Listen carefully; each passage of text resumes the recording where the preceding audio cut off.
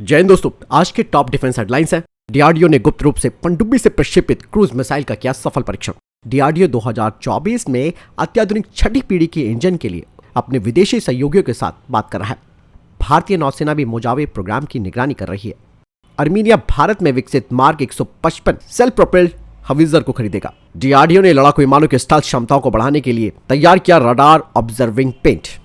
चलिए बढ़ते पहले डिफेंस अपडेट की तरफ। दोस्तों, डीआरडीओ की तरफ से कहा गया है कि डीआरडीओ सैफरन, रॉल्स रॉयस और जनरल इलेक्ट्रिक के साथ बातचीत कर रहा है इंजन के जॉइंट डेवलपमेंट को लेकर, जो कि 6th जनरेशन का इंजन होगा। कहा जा रहा है कि 2024 में फॉरेन पार्टनर को चुना जा सकता है इंजन डील के लिए। साथ ही डीआरडीओ की तरफ से कहा गया है कि ये जो नया इंजन है वो काफी शक्तिशाली होगा और ये AMCM Mark II को पावर देगा, जो कि 110 किलोन्यूटन थ्रस्ट को जनरेट करेगा और ये एक बेंचमार्क होगा। डीआरडीओ इसके थ्रस्ट को फिर से बढ़ाएगा फ्यूचर प्रोग्राम के लिए और नए इंजन का जो कोर होगा वो ड्राई थ्रस्ट के साथ 75 किलोन्यूटन थ्रस्ट जनरेट करेगा और ये 130 किलोन्यूटन थ्रस्ट तक जा सकता है विद आफ्टर बर्नर के साथ, जिसका इस्तेमाल जैसे कि मैंने कहा कि फ्यूचर प्रोग्राम के लिए डीआरडीओ करेगा। चलिए बढ़ते हैं नेक्स्ट अपडेट की तरफ। दोस्तों, international conference and exhibition on aerospace and aviation 2047 में डीआरडीओ ने घोषणा की है कि उन्होंने सबमरीन लॉन्च क्रूज मिसाइल के 2 वेरिएंट्स बनाए हैं, जिसमें कि लैंड अटैक क्रूज मिसाइल और एंटी शिप क्रूज मिसाइल शामिल है, जो कि थ्रस्ट वेक्टर कंट्रोल के साथ है और इसे पनडुब्बियों की टॉर्पीडो ट्यूब से फायर किया जा सकता है।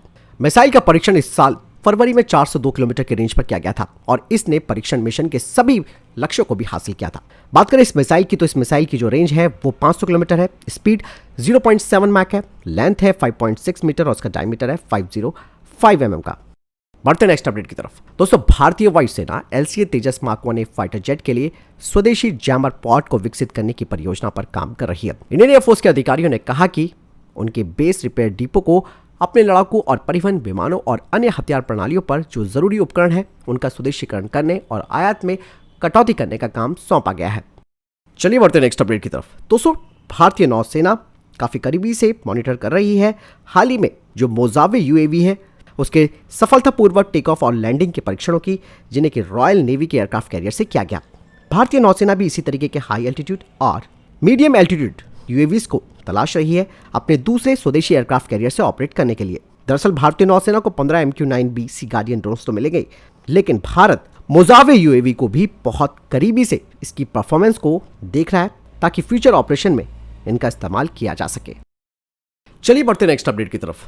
दोस्तों, आप सब जानते हैं कि अक्सर भारतीय सेना को जो स्वदेशी हथियारों की सप्लाई ऑर्डिनेंस फैक्ट्रियों के द्वारा की जाती है, लेकिन प्राइवेट सेक्टर की कंपनीज लगातार इस क्षेत्र में आगे आ रही हैं और हाल ही में solar group economic explosive limited ने कहा कि उनके द्वारा बनाए गए मल्टी मोड हैंड ग्रेनेड इन्हें भारतीय सेना को सौंपा गया है और 10 लाख वो इस तरीके के जो मल्टी मोड हैंड ग्रेनेड्स हैं उन्हें बना चुके हैं और इन्हें भारतीय सेना को सौंपा जा चुका है। कंपनी ने कहा कि उन्होंने इन हैंड ग्रेनेड्स में अतिरिक्त सेफ्टी फीचर्स भी जोड़े हैं और ये पहले से ज्यादा इफेक्टिव भी होगा।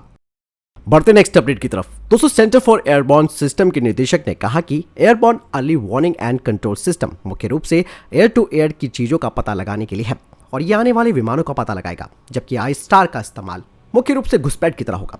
ये मुख्य रूप से सीमा पार क्या हो रहा है इसकी निगरानी करेगा। साथ उन्होंने कहा कि एक अच्छे इमेजिंग रडार की मांग है, जो कि हाई रेजोल्यूशन इमेजिंग रडार है, इसीलिए डीआरडीओ इस क्षेत्र में काफी काम कर रहा है और डीआरडीओ इसमें काफी प्रगति कर रहा है और भारतीय वायुसेना भी समांतर रूप से I-STAR कार्यक्रम को लेकर आगे बढ़ चुकी है।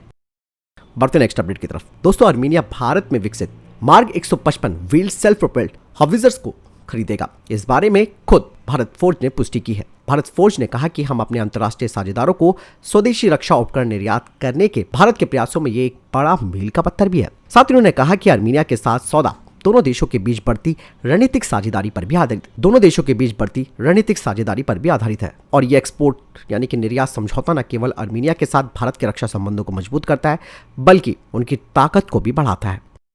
चलिए बढ़ते नेक्स्ट अपडेट की तरफ। दोस्तों, भारत अपने लड़ाकू विमानों की स्टेल्थ क्षमताओं को बढ़ा रहा है, जिसके लिए डीआरडीओ ने रडार ऑब्जर्विंग पेंट विकसित कर लिया है और इस इनोवेशन का उद्देश्य विमानों के रडार क्रॉस सेक्शन को कम करना है ताकि उनकी जो गुप्त क्षमता है वो बढ़ सके और दुश्मन के रडार उन्हें पहचान ना सके। दरअसल डीआरडीओ की रक्षा प्रयोगशाला के द्वारा विकसित radar observing paint stealth technology के क्षेत्र में एक जबरदस्त समाधान को प्रदर्शित करती है। इस पेंट का प्राथमिक उद्देश्य फाइटर जेट और अन्य प्लेटफॉर्मों के रडार क्रॉस सेक्शन को कम करना है। अधिकारियों की तरफ से कहा गया है कि MiG-29 फाइटर जेट सहित विभिन्न भारतीय वायुसेना के प्लेटफॉर्मों पर रडार ऑब्जर्विंग पेंट को सफलतापूर्वक लागू किया गया है। साथ ही उन्होंने कहा कि जैसे जैसे टेक्नोलॉजी मैच्योर यानी कि परिपक्व होती है, इसे विभिन्न प्लेटफॉर्मों पर लगाया जाएगा, जो कि हमारी सैन्य संपत्तियों की गोपनीयता और उनकी सर्वाइबिलिटी को बढ़ाएगा। बढ़ते नेक्स्ट अपडेट की तरफ। दोस्तों, भारत और ऑस्ट्रेलिया के बीच विश्व कप से पहले इंडियन एयरफोर्स के सूर्य किरण एरोबैटिक टीम ने अपना शानदार प्रदर्शन किया। इंडियन एयरफोर्स के कुल 9 हॉक एम के 132 विमानों ने इतिहास रचा, क्योंकि ये पहला अवसर था जब उन्होंने भारत में किसी क्रिकेट मैच से पहले हवाई शो का प्रदर्शन किया। चलिए बढ़ते नेक्स्ट अपडेट की तरफ। दोस्तों, तुर्की अमेरिका से F-16 फाइटर जेट लेने वाला था, लेकिन तुर्की के राष्ट्रपति रसेप तैयब एर्दोगन अब यूरोपीय लड़ाकू विमान यूरो फाइटर टाइफून पर अपनी दिलचस्पी दिखा रहे हैं। तुर्की के रक्षा मंत्री के अनुसार उनका देश करीबन 40 यूरो फाइटर टाइफून जेट खरीदने के लिए स्पेन और ब्रिटेन के साथ बातचीत में लगा हुआ है, लेकिन जर्मनी ने इस पर आपत्ति जताई है। दरअसल यूरो फाइटर टाइफून को इटली, स्पेन, जर्मनी और यूके संयुक्त रूप से तैयार करते हैं। ये फाइटर जेट एक multi mission twin engine canard delta wing multi role fighter jet है और इसे एयर सुपीरियरिटी विमान के तौर पर विकसित किया गया है। हालांकि इससे पहले तुर्की ने अमेरिका से F-16 फाइटर जेट खरीदने की कोशिश की थी, लेकिन अमेरिका ने साफ तौर पर मना कर दिया था, क्योंकि अमेरिका ने कहा कि तुर्की के पास रशियन S-400 मिसाइल सिस्टम है।